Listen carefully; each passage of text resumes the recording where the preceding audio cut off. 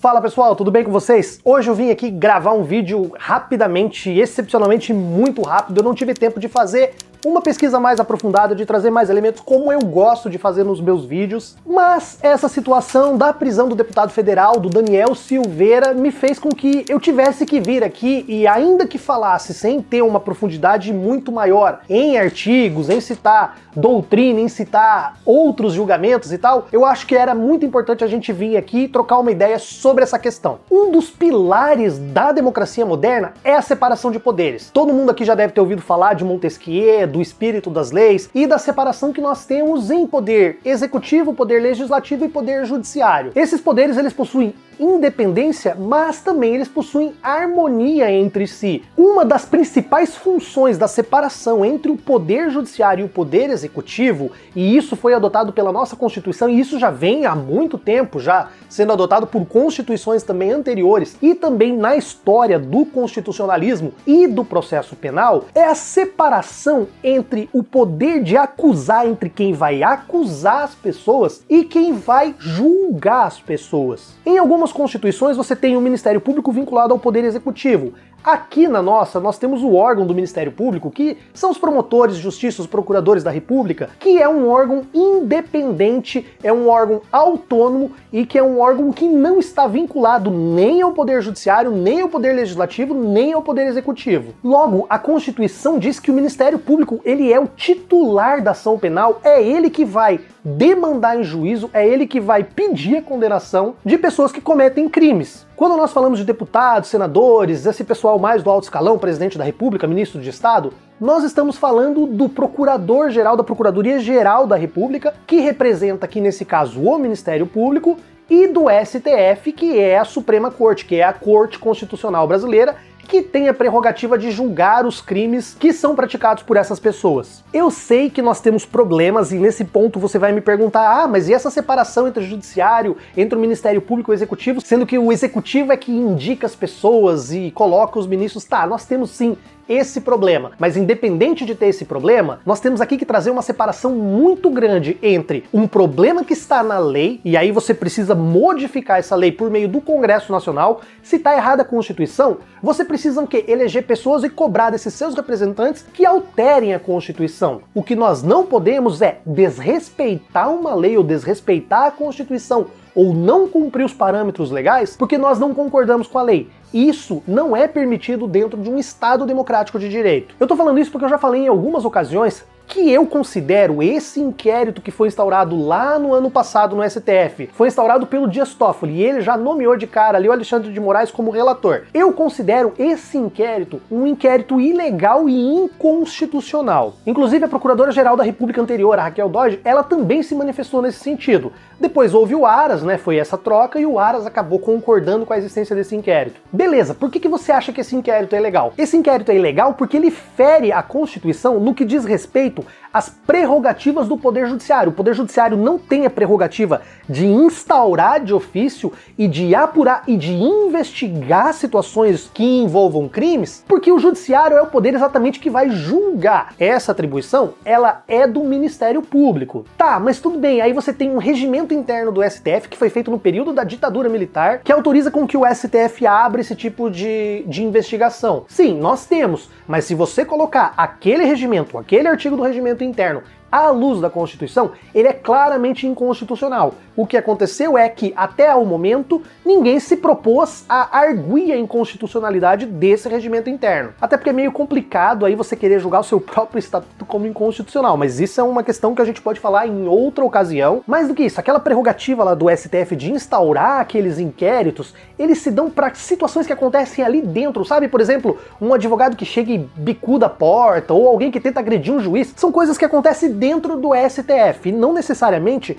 coisas que acontecem ou que podem acontecer nas ruas e que trazem ali, de repente, opinião ou expressões, mesmo que sejam caluniosas, injuriosas, que são criminosas, contra o STF, principalmente as que ocorrem nas redes sociais. Todas aquelas situações que estão sendo apuradas dentro desse inquérito de fake news, de ataque à honra, de ataque injurioso, tanto à instituição quanto a ministros e quanto também a outros membros de outros poderes, são sim crimes são sim situações que precisam ser apuradas pela lei, mas precisam ser apuradas da forma certa. O Ministério Público é que tem que instaurar um inquérito e apurar a responsabilidade dessas pessoas para que o STF julgue. E se, por exemplo, um ministro do STF é a vítima, aquele ministro ele fica automaticamente afastado, porque ele é impedido, porque ele tem uma relação íntima com a causa. Mas os outros ministros que eventualmente não forem ou não tiverem sido injuriados pessoalmente, eles podem sim julgar. Então beleza, vamos partir desse princípio. Por que eu tô falando isso? E isso é fundamental porque o que eu vou falar agora é uma coisa que vai desagradar em muitos seguidores do meu canal, eu sei disso, que é essa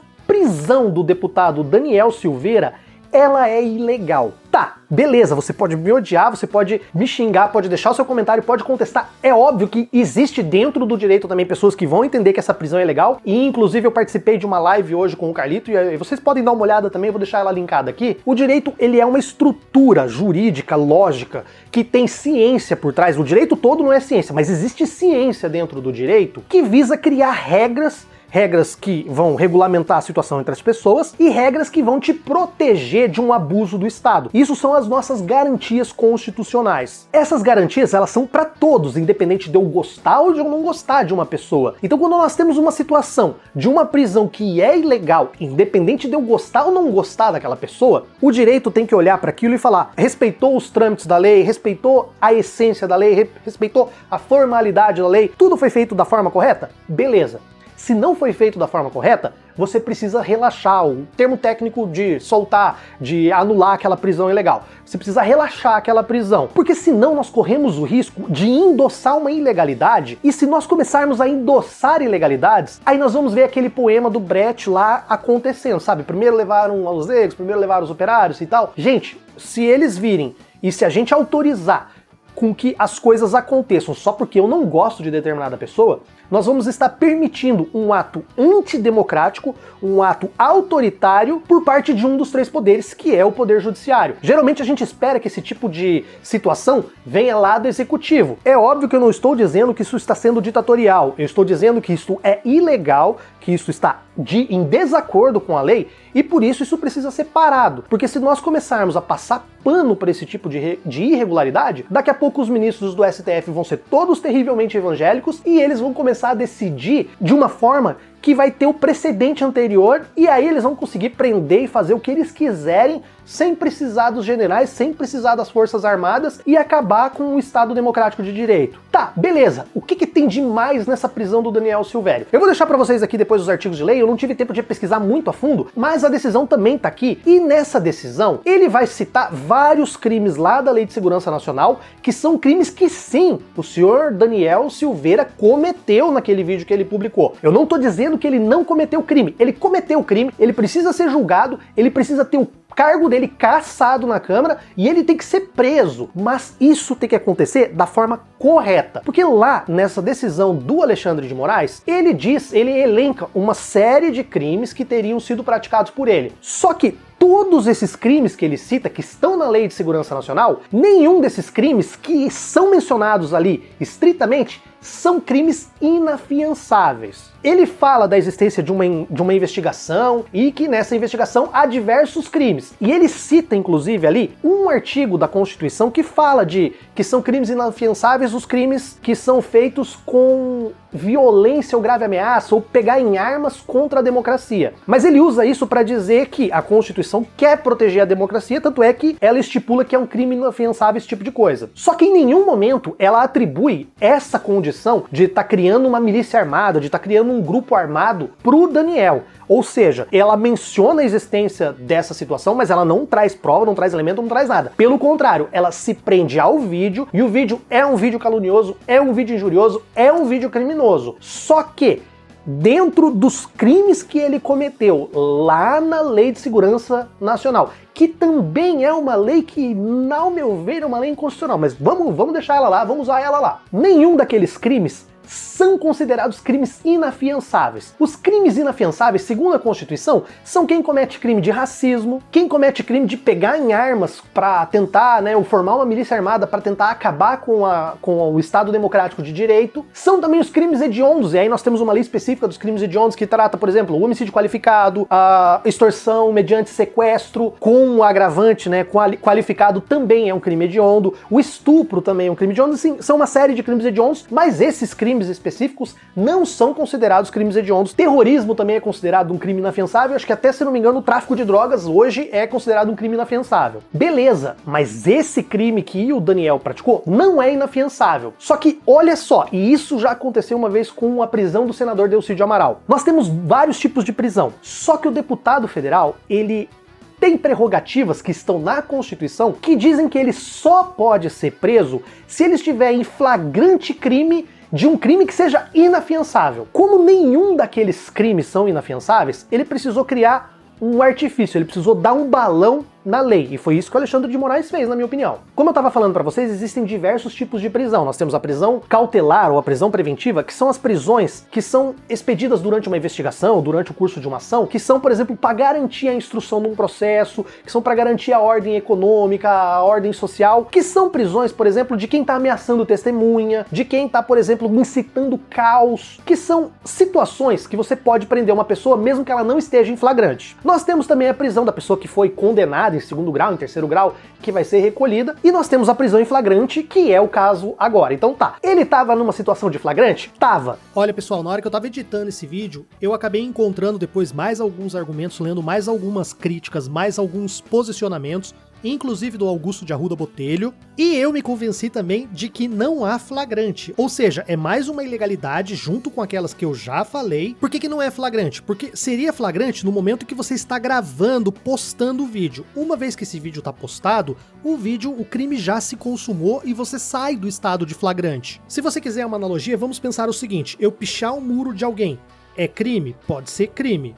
Qual que é o momento da prisão em flagrante? No momento que a pessoa está pichando, ou ali logo em seguida ela ter pichado, ou então nos próximos 2, 3 meses, 4, 5 anos em que aquele muro permanecer pichado. Deu pra sacar que com essa analogia nós não podemos mais falar em flagrante também? Então, ou seja, mais um argumento que reforça que essa prisão ela é ilegal. Só que o crime que ele estava praticando não era inafiançável. Então o que o Alexandre de Moraes falou? Ele falou que além de ser flagrante, ele também estava criando caos, atrapalhando a ordem social e que estaria, nesse caso, além da prisão de flagrante, requisitos para que se tivesse essa prisão preventiva decretada. Então ele está dizendo que tem 2 requisitos que poderiam prender o Daniel.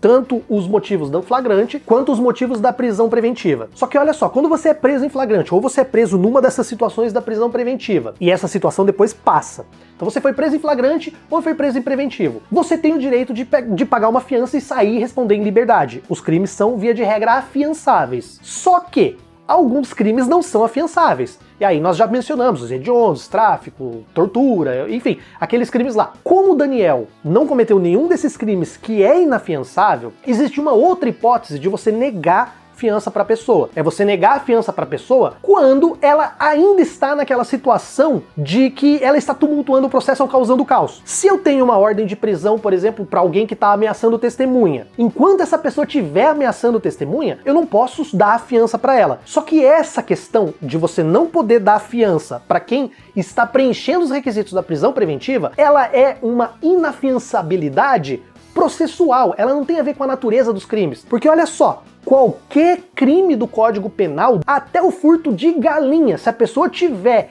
criando caos ou fazendo isso, a pessoa não pode ser solta por fiança. E claramente o que a Constituição quer não é estender isso. A Constituição ela fala, e ela é bem clara, só pode ser preso em flagrante por crime inafiançável. O inafiançável que a Constituição fala é do crime, é aquele crime que tem uma natureza não afiançável, e não uma situação processual que está criando a inafiançabilidade. Gente, eu não sei se eu estou conseguindo ser muito claro. Nós temos os crimes que são graves e que são inafiançáveis. Não cabe fiança para aqueles crimes. E nós temos todos os outros crimes que são afiançáveis, mas que, em razão de um momento processual de ordem social, para garantir a instrução do processo, não ameaçar testemunhas e tal, que em determinado momento você não pode dar a fiança porque está naquela condição. São duas situações distintas, porque essa segunda situação, ela se estende a todos os crimes. Se você levar em conta esse raciocínio que o Alexandre de Moraes fez, você pode prender os deputados por qualquer crime dentro